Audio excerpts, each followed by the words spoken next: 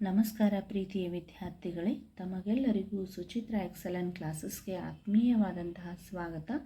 ಇವತ್ತಿನ ದಿನ ನಾವು 5ನೆಯ ತರಗತಿಯ ಪ್ರಥಮ ಭಾಷೆಯಾಗಿರುವಂತಹ ಕನ್ನಡ ವಿಷಯದಲ್ಲಿನ ಭಾಗ 2ರಲ್ಲಿ ಬರುವಂತಹ ಒಂದು ಪಾಠ 7 ಧೀರ ಸೇನಾನಿ. ಈ ಒಂದು ಪಾಠದ ನಂತರದಲ್ಲಿ ಬರ್ತಕ್ಕಂತಹ ಎಲ್ಲ ಪ್ರಶ್ನೆಗಳಿಗೆ ಉತ್ತರಗಳನ್ನು ಈ ಒಂದು ವಿಡಿಯೋದಲ್ಲಿ ತಿಳಿದುಕೊಳ್ಳೋಣ.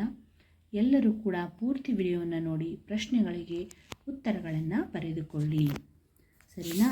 ಹಾಗಾದರೆ ಅಭ್ಯಾಸದಲ್ಲಿ ಬರ್ತಕ್ಕಂತಹ ಪ್ರಶ್ನೆಗಳಿಗೆ ಉತ್ತರಗಳನ್ನು ಈಗ ಒಂದೊಂದಾಗಿ ತಿಳಿಯುತ್ತಾ ಹೋಗೋಣ. ಅ ಭಾಗದಲ್ಲಿ ಕೆಳಗಿನ ಪ್ರಶ್ನೆಗಳಿಗೆ ಉತ್ತರಿಸಿರಿ. ಒಟ್ಟು 5 ಪ್ರಶ್ನೆಗಳಿವೆ. ಇವುಗಳಿಗೆ ಉತ್ತರಗಳನ್ನು ಮೊದಲಿಗೆ ತಿಳಿದುಕೊಳ್ಳೋಣ.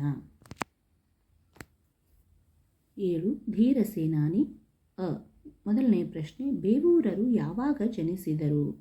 ಬೇವೂರರು ದಿನಾಂಕ 11/8/1916ರಂದು ಬಾಗಲಕೋಟೆ ಜಿಲ್ಲೆಯ ಬೇವೂರು ಗ್ರಾಮದಲ್ಲಿ ಜನಿಸಿದರು.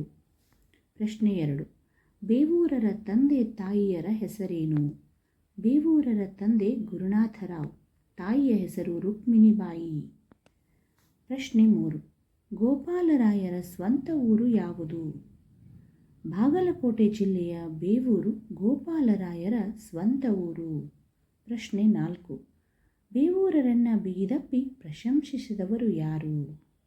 ಉತ್ತರ, ಫೀಲ್ಡ್ ಮಾರ್ಷಲ್ ಮಾನಿಕ್ ಶಾ ಬೇವೂರರನ್ನು ಬಿಗಿದಪ್ಪಿ ಪ್ರಶಂಸಿಸಿದರು. ಪ್ರಶ್ನೆ 5, ಭಾರತ ಸರ್ಕಾರವು ಬೇವೂರರನ್ನು 2 ವರ್ಷದ ಅವಧಿಗೆ ಯಾವ ಕಾರ್ಯಕ್ಕೆ ನೇಮಿಸಿತು? ಭಾರತ ಸರ್ಕಾರವು ಬೇವೂರರನ್ನು 2 ವರ್ಷದ ಅವಧಿಗೆ ಡೆನ್ಮಾರ್ಕಿನ ರಾಯಭಾರಿಯನ್ನಾಗಿ ನೇಮಿಸಿತು. ಆ ಅಂದರೆ 2-3 ವಾಕ್ಯದಲ್ಲಿ ಉತ್ತರಿಸಿರಿ. ಮೊದಲನೇ ಪ್ರಶ್ನೆ, ಗೋಪಾಲರಾಯರು ಎಲ್ಲಿ ಸೈನಿಕ ಶಿಕ್ಷಣವನ್ನು ಪಡೆದರು?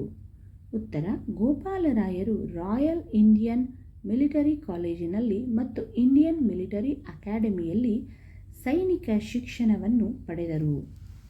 ಇನ್ನು 2ನೆಯ ಪ್ರಶ್ನೆ, ಬೇವೂರರ ನೇತೃತ್ವದ ಸೈನಿಕ ತುಕಡಿಯ ಸಾಹಸವನ್ನು ವಿವರಿಸಿರಿ.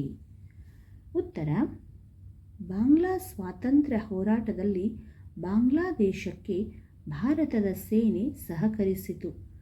ಆಗ ಬೇವೂರರು ಪಶ್ಚಿಮ ಪಾಕಿಸ್ತಾನದ ಕಡೆಗೆ ನುಗ್ಗಿದರು. ಸೇನಾ ತುಕಡಿಯ ಮುಖ್ಯಸ್ಥರಾಗಿ ರಾಜಸ್ಥಾನ ಮತ್ತು ಕಚ್ಚದ ದುರ್ಗಮ ಪ್ರದೇಶಗಳಲ್ಲಿ ಸಾವಿರಾರು ಚದರ ಮೈಲು ಪಾಕ್ ನೆಲವನ್ನು ಆಕ್ರಮಿಸಿಕೊಂಡರು. ಈ ಸಂದರ್ಭದಲ್ಲಿ ಸೇನಾ ಮಹಾದಂಡನಾಯಕರಾಗಿದ್ದ ಫೀಲ್ಡ್ ಮಾರ್ಷಲ್ ಮಾನಿಕ್ ಶಾ ಅವರು ಬೇವೂರರನ್ನು ಅಭಿಮಾನದಿಂದ ಬಿಗಿದಪ್ಪಿ ಪ್ರಶಂಸಿಸಿದರು. ಪ್ರಶ್ನೆ 3, ಬೇವೂರರ ಸಜ್ಜನಿಕೆಯನ್ನು ಉದಾಹರಣೆಯೊಂದಿಗೆ ತಿಳಿಸಿರಿ. ಉತ್ತರ, ಬೇವೂರರ ಸಜ್ಜನರು ಒಮ್ಮೆ ಅವರ ಊರಿನ ಆದರ್ಶ ವಿದ್ಯಾವರ್ಧಕ ಸಂಘಕ್ಕೆ ಹೋದಾಗ ಅವರಿಗಾಗಿ ಬಂದೂಕುಧಾರಿಗಳಾದ ಪೊಲೀಸರನ್ನು ಕಾವಲಿರಿಸಿದ್ದರು. ಅದನ್ನು ನಿರಾಕರಿಸಿ ತಮಗಾಗಿ ಬಂದ ಜೀಪಿನಲ್ಲಿ ಕುಳಿತುಕೊಳ್ಳದೆ ರೈತನ ಗಾಡಿಯಲ್ಲಿ ಹೋದರು. ಈ ಘಟನೆ ಅವರ ಸಜ್ಜನಿಕೆ ತೋರಿಸುತ್ತದೆ. ಪ್ರಶ್ನೆ 4, ನಿವೃತ್ತಿ ನಂತರವೂ ಬೇವೂರರ ಸೇವೆ ಭಾರತ ಸರ್ಕಾರಕ್ಕೆ ಅವಶ್ಯಕವೆನಿಸಿದ ಸಂದರ್ಭ ಯಾವುದು? ಉತ್ತರ, ನಿವೃತ್ತಿಯ ನಂತರವೂ ಬೇವೂರರ ಸೇವೆಯು ಭಾರತ ಸರ್ಕಾರಕ್ಕೆ ಅವಶ್ಯವಾಯಿತು. ಅವರ ಆಡಳಿತ ವೈಖರಿಯನ್ನು ಗುರುತಿಸಿ ಭಾರತ ಸರ್ಕಾರವು ಅವರನ್ನು ಡೆನ್ಮಾರ್ಕಿನ ರಾಯಭಾರಿಯನ್ನಾಗಿ 2 ವರ್ಷದ ಅವಧಿಗೆ ನೇಮಿಸಿತು. ಇನ್ನು ಕೊನೆಯ ಪ್ರಶ್ನೆ, 5ನೆಯ ಪ್ರಶ್ನೆ, ಸಂಗೊಳ್ಳಿ ರಾಯಣ್ಣನನ್ನು ಯಾವಾಗ?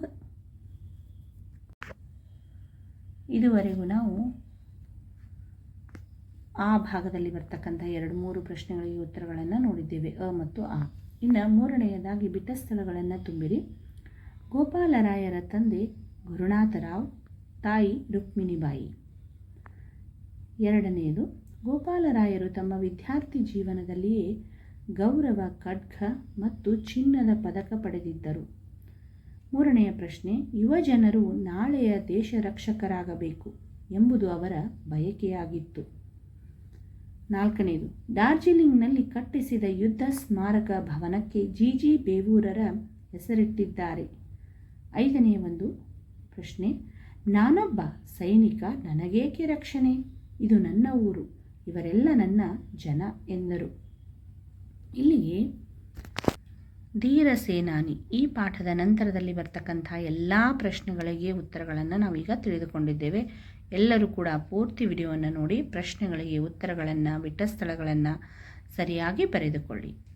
ಯಾರಾದರೂ ಇದೇ ಮೊದಲ ಬಾರಿಗೆ ನಮ್ಮ ಚಾನಲ್ನ ನೋಡ್ತಾ ಇದ್ದರೆ ಪ್ಲೀಸ್ ನಮ್ಮ ಚಾನಲ್ನ ಸಬ್ಸ್ಕ್ರೈಬ್ ಮಾಡಿ, ಪಕ್ಕದಲ್ಲಿರ್ತಕ್ಕಂಥ ಬೆಲ್ ಬಟನ್ ಪ್ರೆಸ್ ಮಾಡಿ. ಯಾಕಂದರೆ ನಾವು ಮಾಡುವಂಥ ಪ್ರತಿಯೊಂದು ವಿಡಿಯೋಗಳ ನೋಟಿಫಿಕೇಷನ್ ನಿಮಗೆ ಬೇಗನೆ ತಲುಪುತ್ತದೆ. ಹಾಗೆ ಈ ವಿಡಿಯೋ ನಿಮಗೆ ಲೈಕ್ ಆಗಿದ್ದರೆ ಲೈಕ್ ಮಾಡಿ, ಕಮೆಂಟ್ ಮಾಡಿ, ನಮ್ಮ ವಿಡಿಯೋಗಳನ್ನು ಹೆಚ್ಚು ಶೇರ್ ಮಾಡಿ. ಯಾಕಂದರೆ ನೀವು ಮಾಡ್ತಕ್ಕಂಥ ಒಂದು ಲೈಕ್, ಕಮೆಂಟ್ ನಮಗೆ ತುಂಬ ಪ್ರೋತ್ಸಾಹದಾಯಕವಾಗಿರುತ್ತದೆ.